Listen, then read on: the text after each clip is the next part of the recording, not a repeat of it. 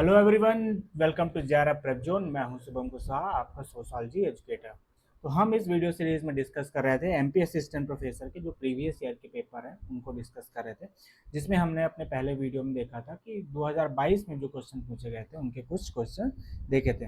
Next part में हम उसके आगे के क्वेश्चन देखेंगे कि कौन कौन से नेक्स्ट पार्ट में हम देखते हैं कि कौन से क्वेश्चन जो कि हमारे लिए इस बार भी इम्पोर्टेंट हो सकते हैं, या उनसे रिलेटेड कौन से कॉन्सेप्ट हैं जो कि मे भी इस बार पूछे जा सकते हैं। तो पहला क्वेश्चन देखते हैं। पहला क्वेश्चन कहता है कि which one is recognised as the life line of Panchayati Raj. Panchayati Raj की जीवन रेखा किसे माना जाता है, किसे माना जाता है? तो इसका आंसर होगा दैट इज ग्राम सभा। ग्राम सभा को पंचायती राज का कोर माना जाता है कि जो कि ग्राम पंचायत होती है, ग्राम सभा जो होती है वो उस गांव के जितने भी डिसीजन लेती है। क्लियर? तो पंचायती राज सिस्टम जो लाया गया था वो 1993 में 73rd अमेंडमेंट में लाया गया था। इसमें 73rd संविधान संशोधन में, इसमें संविधान संशोधन में। क्लियर? इसमें ये जो है ये स्थानीय स्वशासन को दर्शाता है, स्थानीय स्वशासन को बताता है कि इसमें जो भी होता है वो लोकल गवर्नमेंट्स के लिए लाया गया था कि जो कि इस पावर का उसका क्या किया जा सके, विकेंद्रीकरण किया जा सके, डिसेंट्रलाइज किया जा सके, ताकि पावर अलग अलग लोगों के हाथ में रहे और विकास सही तरीके से हो सके। बेसिकली ग्राम पंचायत को या ग्राम या पंचायती राज को तीन भागों में बांटा जाता है। हम लोअर टू हायर देखते हैं। सबसे पहले आती है जिसे हम कहते हैं ग्राम पंचायत, ग्राम पंचायत। क्लियर? उसके बाद आता है ब्लॉक। क्लियर? उसके बाद आता है जिला परिषद। जिला परिषद क्या आता है? जिला परिषद। क्लियर? तो ये ग्राम पंचायत का या पंचायती राज का क्या है, स्ट्रक्चर है, ये भी आपको ध्यान रखना है। कौन सा संविधान संशोधन में लाया गया था? 73rd में। क्लियर? आइए नेक्स्ट क्वेश्चन देखते हैं। नेक्स्ट क्वेश्चन क्या कहती है, इसका आप सोल्यूशन भी दे सकते हैं। नेक्स्ट क्वेश्चन क्या कहता है? who said that he यानी Malthus went so far as to claim that moral restraints on the wide scale the best means indeed the only of the easing the poverty of the lower class। किसने कहा है कि Malthus ने किसने कहा कि Malthus ने यहाँ तक के दावा किया कि व्यापक स्तर पर नैतिक संयम निम्न वर्गों की गरीबी को कम करने का सर्वोत्तम और बल्कि एकमात्र उपाय है। क्लियर? एकमात्र उपाय है। तो ये किसने कहा है? ये कहा है जोफ्री जोफ्री गिलबर्ट ने। जोफ्री गिलबर्ट ने। माल्थस की जब हम बात करते हैं, माल्थस की जब हम बात करते हैं तो माल्थस ने पॉपुलेशन थ्योरी दिया। कौन सी थ्योरी दिया? Population theory. पॉपुलेशन थ्योरी दिया। पॉपुलेशन थ्योरी दिया। इनकी एक बुक का नाम है जो कि आपको ध्यान रखना है, इनकी इंपॉर्टेंट बुक है, जिसे essay on the principle principle of population of population of population. कब लाई गई थी ये बुक? ये बुक लाई गई थी 1798 में। कब लाई गई थी? 1798 में। तो ये बात आपको ध्यान रखनी कि माल्थस किससे रिलेटेड, माल्थस का जो भी सिद्धांत आते हैं बेसिकली वो पॉपुलेशन या डेमोग्राफी से रिलेटेड होते हैं। क्लियर? देखिए Geoffrey Geoffrey Gilbert Thomas Malthus की जनसंख्या संबंधी जो जनसंख्या संबंधी विचार थे उनमें चर्चा करते हैं। उनके अनुसार विवाह में विलंब यानी शादी देर से करना और आत्मसंयम के माध्यम से अनियंत्रित जनसंख्या वृद्धि को सीमित किया जा सकता है, जिससे उपलब्ध संसाधनों पर पड़ने वाला दबाव क्या होता है? कम हो जाता है। मतलब जो हमारे रिसोर्सेस हैं उन पे क्या जो फोर्स लगता है वो क्या हो जाता है? कम हो जाता है। इतना प्रेशर नहीं रहता कि हमें ये बचाना है, ऐसा करना है, ये सारी चीज़ें हैं। क्लियर? नेक्स्ट क्वेश्चन देखते हैं। नेक्स्ट क्वेश्चन कहता है कि नेक्स्ट क्वेश्चन कहता है कि the decadal growth rate of population in the year of 1931। वर्ष 1931 में जनसंख्या की 10 की वृद्धि कितनी थी? तो इसका करेक्ट आंसर है 11%। इसका करेक्ट आंसर है 11%। क्लियर? 1931 के सेंसस के अकॉर्डिंग क्या था, दशकों में जो जनसंख्या वृद्धि थी वो लगभग कितनी दर्ज की है, 11% की गई। भारतीय जनसंख्या इतिहास के अवधि विशेष मान महत्व रखती है। 21 में महान विभाजन का वर्ष भी से कहा जाता है, द ग्रेट डिवाइड भी कहा जाता है। बेसिकली इस टाइम पे बहुत ज़्यादा रिसेस वगैरह आ गए थे, रिसेशन वगैरह आ गए थे, क्लियर। तो इसे महान विभाजन कहा जाता है, जिसके बाद भारत की जनसंख्या में अपेक्षाकृत निरंतर वृद्धि में प्रवृत्ति देखने लगी, क्लियर। चलिए नेक्स्ट क्वेश्चन देखते हैं। नेक्स्ट क्वेश्चन क्या कहता है, अकॉर्डिंग टू सेंसस 2011 के अनुसार what is the difference in the male and the female literacy rate. Basically क्या पूछा है कि मेल और फीमेल की लिटरेसी रेट में क्या डिफरेंस था अकॉर्डिंग टू 2011 के जनसंख्या के अनुसार, क्लियर। तो कितना था, 16.68%। कितना था, 16.68%। आपको करंट का भी ध्यान रख के जाना, इस बार का भी ध्यान देना कि इस बार का कितना सेंसस के अकॉर्डिंग है, क्लियर। चलिए नेक्स्ट क्वेश्चन देखते हैं। कहता है कि regarding the Madhya Pradesh public service guarantee act 2010 के संबंध में कौन से कथन सही है। ये कहता है कि Madhya Pradesh is the first state to enact the public service guarantee act. Madhya Pradesh लोक सेवा गारंटी अधिनियम लागू करने वाला पहला राज्य बना। उसके बाद this is the act reflect the state commitment to achieving the good governance. बिल्कुल सही बात है। जो सर्विस गारंटी एक्ट था, ये मध्य प्रदेश जो पब्लिक सर्विस गारंटी एक्ट था, वो बेसिकली यही बताता है कि जो गुड गवर्नेंस है उसको कैसे हम और अच्छे से अचीव कर सकते हैं। तो यह अधिनियम सुशासन की स्थापना के प्रति राज्य के प्रतिबद्धता को दर्शाता है। तो कौन सा सही हो जाएगा, दोनों सही हो जाएंगे इसमें, क्लियर। कौन सा सही हो जाएगा, दोनों सही हो जाएंगे, क्लियर। चलिए नेक्स्ट क्वेश्चन देखते हैं।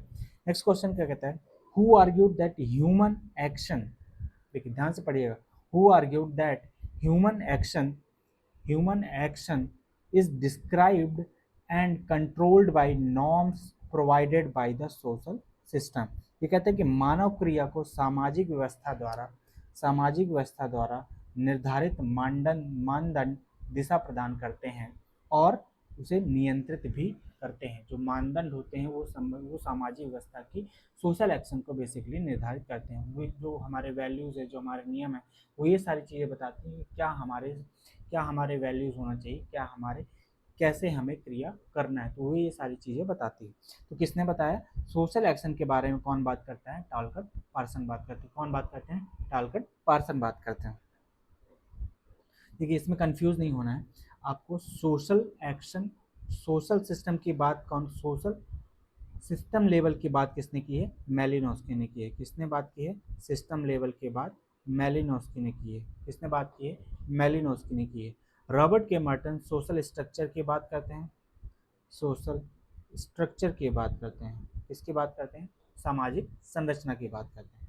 टालकट पार्सन की आपको कुछ इंपॉर्टेंट बुक्स याद रखनी है जो कि कई बार एग्जाम में पूछा जाता है। जैसे कि उनकी एक बुक है जो कि पहली बुक मानी जाती है, द सोशल स्ट्रक्चर स्ट्रक्चर की स्पेलिंग है, the social structure of social action. Social action कब आई थी, 1932 में, क्लियर। उसके बाद इनकी एक और बुक आपको याद रखनी है जो कि social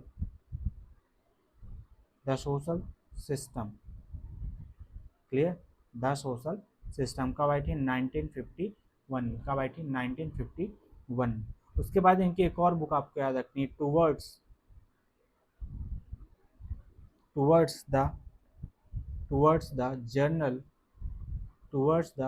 general theory of social action. ये बुक आपको, तीनों बुक ध्यान रखना जो कि कई बार रिपीटेड क्वेश्चन पूछी जाती हैं, क्लियर। चलिए नेक्स्ट क्वेश्चन देखते हैं।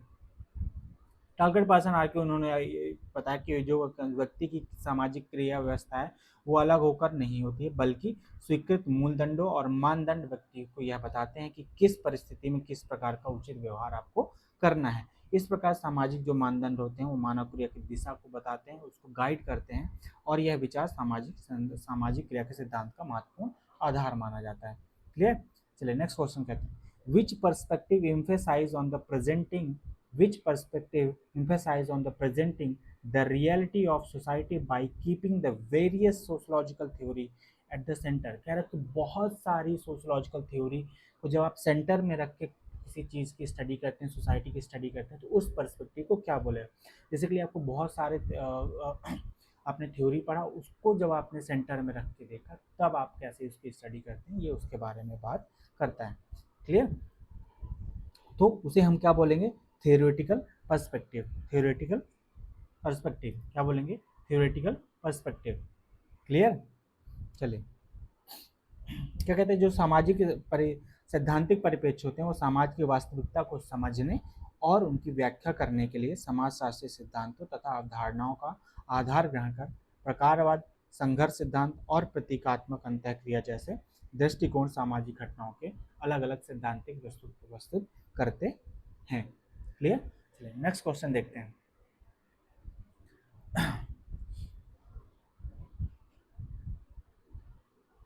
Just a second, guys.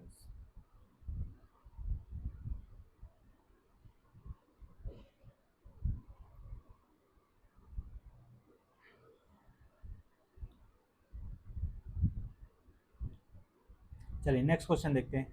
Next question कहता है कि the slum improvement scheme was started for the first time. Slum improvement scheme जो थी वो कब स्टार्ट की गई थी, पहली बार कब स्टार्ट की गई थी, तो ये की गई थी 1956 में। 1956 में। इसमें आपको एक चीज़ याद ध्यान रखते हैं कि ए आर देसाई की एक बुक है, ए आर देसाई की एक बुक है जो कि आपको ध्यान रखना कि cities slum and development and development development की बात करते हैं कौन, ए आर देसाई।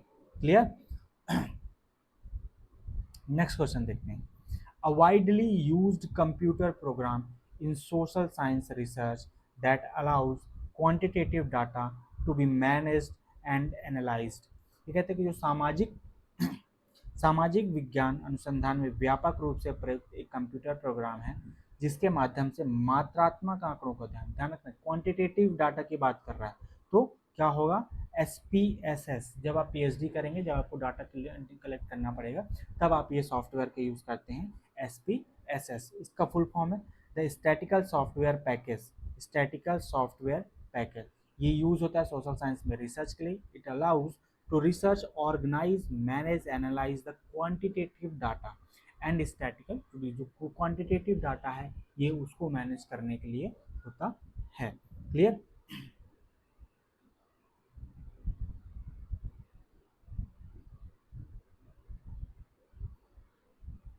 चलिए नेक्स्ट क्वेश्चन देखते हैं। नेक्स्ट क्वेश्चन क्या कहता है, नेक्स्ट क्वेश्चन कहता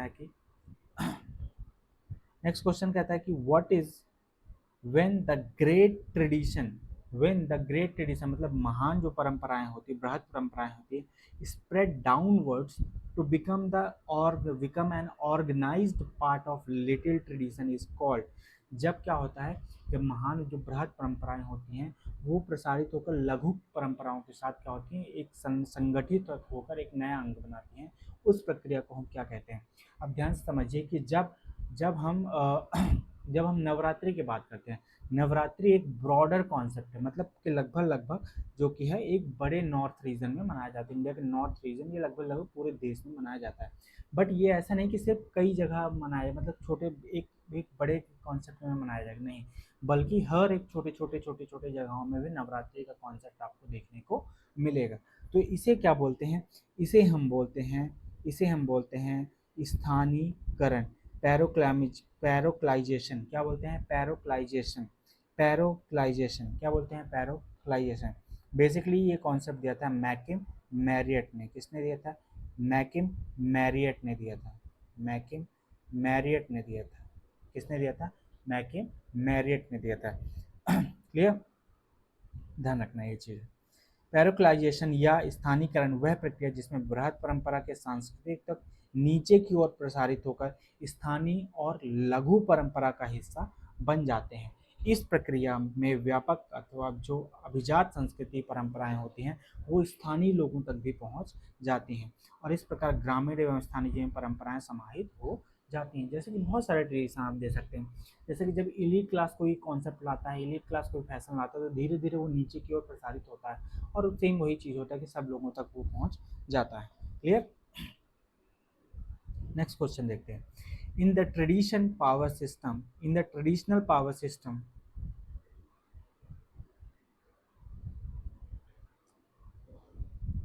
ये कहता है कि in the traditional power system, in the traditional power system which dimension is not correct, कौन सा सही नहीं है। जो परंपरागत शक्ति व्यवस्था में निम्नलिखित में से कौन सा सही नहीं है। देखिए, जमींदारी पहले की परंपराएं हैं, ये भी हम जानते हैं।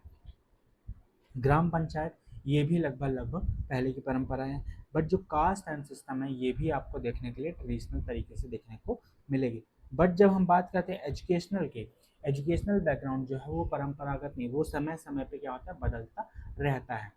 क्लियर। तो option B is the correct answer. चलिए आगे चलते हैं। 37 का क्या कहता है। The force of production determine the society superstructure, who said. इसका जाहिर सी बात है, सुपर स्ट्रक्चर के बारे में कौन बात करते हैं, कार्ल मार्क्स। अगर आपको ध्यान हो तो कार्ल मार्क्स ने समाज का बेस क्या बताया है, समाज का बेस उन्होंने बताया है इकोनॉमी। क्या बताया है, इकोनॉमी। मतलब जो अर्थव्यवस्था है वो समाज का एक आधार है। समाज जो है वो इकोनॉमिक कारण ही चलता है। और सुपर स्ट्रक्चर की क्या है, सुपर स्ट्रक्चर किसको बोलते हैं, वो सुपर स्ट्रक्चर किसको बोलते हैं, सुपर स्ट्रक्चर वो बोलते हैं जो इंस्टीट्यूशन होते हैं हमारे, जो हमारे इंस्टीट्यूशन होते हैं। क्लियर। ये जिनके सारी चीज़ें चलती हैं जैसे मैरिज, फैमिली, एजुकेशन, ये सारी चीज़ें क्या हैं, एक सुपर स्ट्रक्चर की बात करते हैं। जब जब हम बात कर रहे हैं फोर्स ऑफ प्रोडक्शन, देखिए force of production, force of production, force of production plus जब आप इसको रिलेशन ऑफ प्रोडक्शन या मीन्स ऑफ प्रोडक्शन भी इसको बोलते हैं, जब आप इसको रिलेशन ऑफ प्रोडक्शन, जब आप इसको रिलेशन ऑफ प्रोडक्शन के साथ मिलाएंगे तो ये बनेगा मोड ऑफ प्रोडक्शन। क्या बनेगा, मोड ऑफ प्रोडक्शन। क्या बनेगा, मोड ऑफ प्रोडक्शन बनेगा। क्या बनेगा, मोड ऑफ प्रोडक्शन बनेगा। क्लियर। जो फोर्स ऑफ प्रोडक्शन क्या होते हैं, जैसे कि लैंड, लेबर, ये सारी चीज़ें क्या, रॉ मटेरियल, ये हो गया force of production. Relation of production क्या होता है, रिलेशन ऑफ प्रोडक्शन मतलब कि किसके साथ उस प्रोडक्शन का संबंध है, जैसे कि वर्किंग क्लास के साथ, ऑनरशिप, ये सारी चीज़ें क्या है, रिलेशन ऑफ प्रोडक्शन है। क्लियर। तो ध्यान रखना है। कार्ल मार्क्स की बुक्स आप लोग मुझे कमेंट सेक्शन में बताएंगे कि कार्ल मार्क्स की कौन कौन सी बुक्स हैं। क्लियर। चलिए नेक्स्ट क्वेश्चन देखते हैं कि क्या कहता है। The ultimate aim of trade union is the control over industry by the labours who said, by the labours who said. श्रमिक संघों का अंतिम उद्देश्य श्रमिकों द्वारा उद्योग पर नियंत्रण स्थापित करना, यह कथन किसका है। श्रमिक संघों का अंतिम उद्देश्य उद्योगों पर नियंत्रण स्थापित करना है, यह कथन किसका है। तो यह क्वेश्चन है जीडीएच कोले का। जीडीएच कोले का, जीडीएच कोले क्या कहते हैं, जीडीएच कोले कहते हैं जो श्रमिक संघों का केवल वेतन और कार्य स्थितियों में सुधार के लिए संघर्ष करने वाले संगठन के रूप में नहीं देखते। मतलब ऐसा नहीं कि सिर्फ वो वेतन और जो भी कंडीशन है उसके, बल्कि जो ग्लाइड समाजवाद है, ग्लाइड समाजवाद मतलब कि जो एक श्रेणी के जो वर्कर होते हैं, ग्लाइड समाजवाद से प्रभावित उनके विचारों और उद्योगों संचालन, उत्पादन और श्रमिकों की भागीदारी, सक्रिय भागीदारी नियंत्रण विशेष महत्व दिया गया है। इस संदर्भ में उन्होंने कहा कि जो श्रमिक संघ है वो अंतिम उद्देश्य को लेकर श्रमिकों से जोड़ा जाता है। जीडीएच कूले अर्बन के लिए बहुत ज़्यादा है। अर्बन जब सोशोलॉजी पढ़ते हैं तो हम जीडीएच कूले का हमें बहुत ज़्यादा देखने को मिलता है। In which article, next question देखते हैं कि in which article of constitution, in which article of constitution had the state been instructed to the forms panchayat, instructed to the form panchayat. कौन सा आर्टिकल है जो कि स्टेट को डायरेक्ट करता है कि आपको ग्राम पंचायत या पंचायत आपको बनाना है। क्लियर? तो ये कौन बताता है? ये बताता है आर्टिकल 14। क्या बताता है आर्टिकल 14? कि आपको गवर्नमेंट को, स्टेट गवर्नमेंट को इंस्ट्रक्ट करता है कि आपको पंचायत इस्टेब्लिश करनी है, फॉर्म करना है। तो देखिए आर्टिकल 20 क्या कहता है? आर्टिकल 20 कहता है प्रोटेक्शन, आर्टिकल 20 कहता है कि प्रोटेक्शन, आर्टिकल 20 कहता है कि protection, protection against, protection against, protection against conviction, conviction of या फॉर ऑफेंस, मतलब कि जब किसी आप क्राइम करते हैं तो उस कन्विक्शन से आपको प्रोटेक्शन, कि आपको वकील दिया जाएगा, ये सारी चीज़ें बताता है। आर्टिकल 41 क्या कहता है? Article 41 is right to, is right to, is right to work, is right to work. Article 41 क्या कहता है? कि is right to work, education and and public, and public. Clear? ये चीज़ें आपको ध्यान रखना है। उसके बाद आर्टिकल 37 क्या कहता है? आर्टिकल 37 क्या कहता है? कि application, application, application of, application of, application of DPSP, DP यानी डायरेक्टिव प्रिंसिपल जो है, डीपीएसपी डायरेक्टिव प्रिंसिपल जो है उसके एप्लीकेशन के बारे में बताता है। क्लियर? 40 तो हम जाने गए कि कॉन्स्टिट्यूशन को ये स्टेट को डायरेक्ट करता है कि आपको गवर्नमेंट को फॉर्म या इस पंचायत को फॉर्म करना है। क्लियर? नेक्स्ट क्वेश्चन देखते हैं। आर्टिकल 40 ये सेम उसी का आप डिस्क्रिप्शन देख सकते हैं क्या कहता है। नेक्स्ट क्वेश्चन क्या देखते हैं कि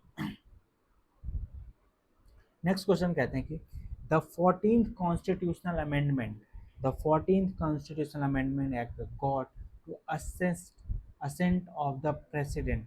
संविधान 74वें संविधान संशोधन अधिनियम को राष्ट्रपति की स्वीकृति कब प्राप्त हुई? राष्ट्रपति की स्वीकृति कब प्राप्त हुई? क्लियर?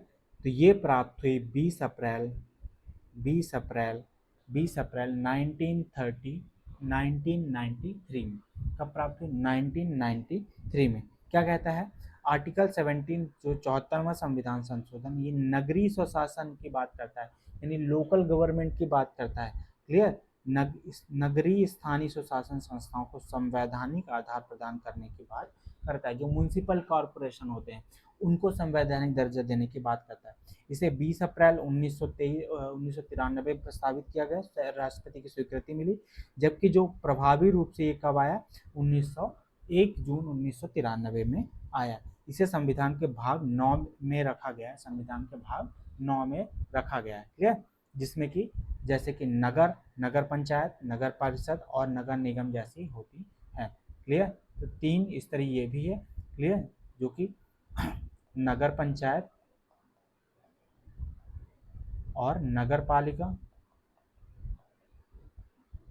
और नगर निगम, नगर निगम। क्लियर? तो ये चीज़ें आपको ध्यान रखना है। चलिए नेक्स्ट क्वेश्चन देखते हैं। नेक्स्ट क्वेश्चन कहता है कि sorry, social class and status group, age, sex group, crowd are the example of. देखिए social class, status, age and sex group, crowd, जहाँ पे भीड़ की बात आती है, आपको लोग तो एक जैसे दिखेंगे उस जगह पे, लेकिन आपका और उनका फेस टू फेस इंटरेक्शन नहीं होता है, आप और उनके एक दूसरे के बारे में आप नहीं जानते हैं, तो उसे हम बोलते हैं क्वाजी ग्रुप। जब आप एक दूसरे के बारे में नहीं जानते हैं, मतलब आपका और सामने वाले का संबंध कुछ नहीं है, उसे हम बोलते हैं क्वाजी ग्रुप। प्राइमरी क्या है? प्राइमरी जैसे कि परिवार हो गया, ये सारी चीज़ें क्या हैं? किनशिप हो गया। क्लियर? ये सब क्या है? प्राइमरी हैं, जिसमें आप फेस टू फेस क्या करते हैं? इंटरेक्शन होता है, फेस टू फेस आपका इंटरेक्शन होता है। सेकेंडरी ग्रुप क्या है? सेकेंडरी ग्रुप जैसे कि ऑफिस, ये सारी चीजें क्या है, ऑफिस। फॉर्मल रिलेशन होता है इसमें, क्या होता है, फॉर्मल रिलेशन होता है, क्या होता है, फॉर्मल रिलेशन होता है। अनौपचारिक जैसे कि आपका व्हाट्सएप ग्रुप हो गया, अनऑफिशियल चीजें जो कि हो। क्वाजी ग्रुप जैसे कि मेला हो गया, बस स्टॉप हो गया, ये सारी चीजें क्या है, क्वाजी ग्रुप कहलाती हैं। क्लियर। चलिए नेक्स्ट क्वेश्चन देखते हैं। नेक्स्ट क्वेश्चन क्या कहते हैं कि एक बार डिटेल देख लेते हैं। अर्ध समूह या क्वाजी ग्रुप ऐसे व्यक्तियों का ग्रुप होता है जिसमें समान विशेषता तो होती है, सामाजिक सामाजिक स्थिति भी पाई जाती है सेम, लेकिन उनके बीच अंतःक्रिया, सुव्यवस्थित संगठन और स्पष्ट चेतना का अभाव होता है, मतलब इंटरेक्शन उनके बीच नहीं होता है। क्लियर। चलिए नेक्स्ट क्वेश्चन करते हैं। What is the belief in spirits call, जो कि जो कि आत्माओं पे बिलीव करते हैं, उसे हम क्या कहते हैं, उसे हम कहते हैं एनिमिज्म। क्या कहते हैं, एनिमिज्म। किसने दिया है, ई बी टेलर ने दिया है, ई बी टेलर ने दिया है। किसने दिया, ई बी टेलर। प्रत्यक्षवाद से कौन जुड़े हैं, अगस्त कॉम्ट, अगस्त कॉम्टे। सोशलिज्म से कौन जुड़े हैं, कार्ल मार्क्स हो गए, ये सब कौन से हैं, कार्ल मार्क्स हो गए, ये सब सोशलिज्म से, लेनिन हो गया। क्लियर। चलिए ई बी टेलर की कुछ और भी जैसे प्रिमिटिव कल्चर, एंथ्रोपोलॉजी, आपको ध्यान रखना है कि ये सारी चीजें आपको ध्यान रखना है। नेक्स्ट 43 क्वेश्चन क्या कहता है, 43 क्वेश्चन कहता है कि who said that reference group can also be imaginary. जो रेफरेंस ग्रुप होता है वो क्या हो सकता है, इमेजनरी हो सकता है। किसने कहा है ये कहा है क्लाइनबर्ग ने। किसने कहा है, क्लाइनबर्ग ने कहा है, क्लाइनबर्ग ने कहा है। ठीक कि रेफरेंस ग्रुप क्या होते हैं, रेफरेंस ग्रुप वो जो कि अपने मूल्यों व आकांक्षा का आधार बनाते हैं, जिसका कोई वास्तविक सदस्य नहीं होता है, हम सिर्फ उसका रेफरेंस देते हैं, लेकिन इस प्रकार संबंधित के काल्पनिक भी हो सकता है। हमें उस ग्रुप के बारे में नहीं पता, जैसे कि हमें व्हाट्सएप ग्रुप, हम सबको नहीं जानते लेकिन उस ग्रुप पे रहते हैं, तो आप उसका कोई एक्चुअल आपको नहीं दिखेगा, बट वो इमेजनरी होता है कि हम सब जुड़े हुए लोग हैं। क्लियर। चलिए next. According to Sutherland, element of crime in social view. Sutherland के अनुसार अनुसार सामाजिक दृष्टि से अपराध के कितने तत्व हो सकते हैं, ये कितने तत्व हो सकते हैं। क्लियर। इसके तत्व हो सकते हैं चार। कौन कौन से हो सकते हैं, आइए देखते हैं। इसमें कहा कि उन्होंने सबसे पहले माना कि समाज द्वारा मानदंड, जो मूल्य बनाए गए हैं। क्लियर। उसके बाद उन मूल्यों को स्वीकार ना करने वाला। दूसरा क्या कहता है कि उनका उल्लंघन करने वाला, के विरुद्ध दंड दबाव। इसी ये चार क्या हैं, इनके सारे चार तत्व माने गए हैं, किसके, सदरलैंड के अनुसार जो क्राइम के होते हैं वो चार तत्व होते हैं। इनके बुक जैसे principle of criminology, white collar crime, ये रिपीटेड क्वेश्चन है, अभी आगे आप देखेंगे। वाइट कॉलर क्राइम इनकी बुक का नाम है, वाइट कॉलर क्राइम। क्रिमिनोलॉजी किसकी बुक का नाम है, सदरलैंड की बुक का नाम। क्लियर। नेक्स्ट देखिए आई गया। White collar crime is a crime committed by a person of respectability and high social status in the course of occupation whose interpretation श्वेत अपराध वह अपराध है जिसकी प्रतिष्ठा उच्च उच्च उच्च सामाजिक परिस्थिति वाले व्यक्तियों द्वारा अपने व्यवसाय के दौरान किया जाता है। ये किसकी व्याख्या है, ये किसने कहा है, तो ये किसने कहा है, सदरलैंड ने कहा है। किसने कहा है, सदरलैंड ने। बेसिकली जो ब्यूरोक्रेट्स होते हैं या जो कि अच्छी जॉब करने वाले लोग होते हैं, जिन्हें हम व्हाइट कॉलर कहते हैं, वो लोग जब इस तरीके का करप्शन करते हैं या अपराध करते हैं तो उसे हम बोलते हैं व्हाइट कॉलर क्राइम। क्लियर। इनकी बुक जो व्हाइट कॉलर क्राइम आई थी, white collar white collar crime जो इनकी बुक थी वो कब आई थी, 1994 में आई थी। कब आई थी, 1994 में। चलिए नेक्स्ट क्वेश्चन देखते हैं। नेक्स्ट क्वेश्चन क्या कहते हैं, who wrote the India changing village, the book India changing village. बहुत इजी क्वेश्चन है, एच सी दुबे ने बोला है। किसने बोला है, एच सी दुबे ने बोला। एच सी दुबे की अन्य किताबें जैसे कि Indian village, India changing village, the Kamar, the modernisation and development, ये इनकी अन्य बुकें हैं। H C Dube wrote the India changing village. His village study the examine social structure, tradition, process change in the rural his work the particular important to the sociology and rural India rural sociology के लिए important है and social change। इनकी basically आपको जितनी books हैं वो आपको ध्यान रखना है, जो इंपॉर्टेंट बुक्स हैं वो आपको ध्यान रखना है। चलिए नेक्स्ट क्वेश्चन क्या कहता है, नेक्स्ट क्वेश्चन कहता है कि the formula of zero defect and effect, the formula of zero defect and effect की बात करता है किसने, किसमें, देखिए जीरो डिफेक्ट का मतलब कि जिसमें कि बहुत सारी त्रुटियां ना हो, जीरो इफेक्ट मतलब जिसका दुष्प्रभाव ना हो, जैसे कि प्लास्टिक हो गया, ये सारी चीज़ों का हो गया। क्लियर। तो किस में बात की गई है, सस्टेनेबल डेवलपमेंट में बात की है, किस में बात की गई, सस्टेनेबल डेवलपमेंट की बात की गई है। जीरो इफेक्ट डिफेक्ट का एंड जीरो इफेक्ट, देखिए जीरो इफेक्ट का मतलब क्या है, refers to the manufacture product without the defect, मतलब कि जीरो डिफेक्ट का अर्थ ऐसी वस्तुएं से निर्माण जिनकी गुणवत्ता में कोई दोष ना हो, मतलब जिनको बहुत अच्छे तरीके से बनाया है। जीरो इफेक्ट ऐसी उत्पादन प्रक्रिया जो कि पर्यावरण पर पड़ने वाले प्रतिकूल प्रभाव को न्यूनतम करने की बात करता है, जो पर्यावरण पर प्रभाव पड़ता है उनको मिनिमाइज करने की बात करता है। क्लियर। चलिए नेक्स्ट क्वेश्चन देखते हैं।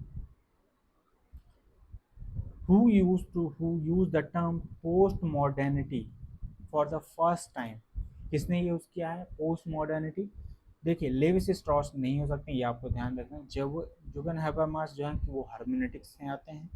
क्लियर। उसके बाद जो लेजली फेडरल और इहाब हसन जो है, इन्होंने पहली बार पोस्ट मॉडर्निटी का वर्ड यूज किया।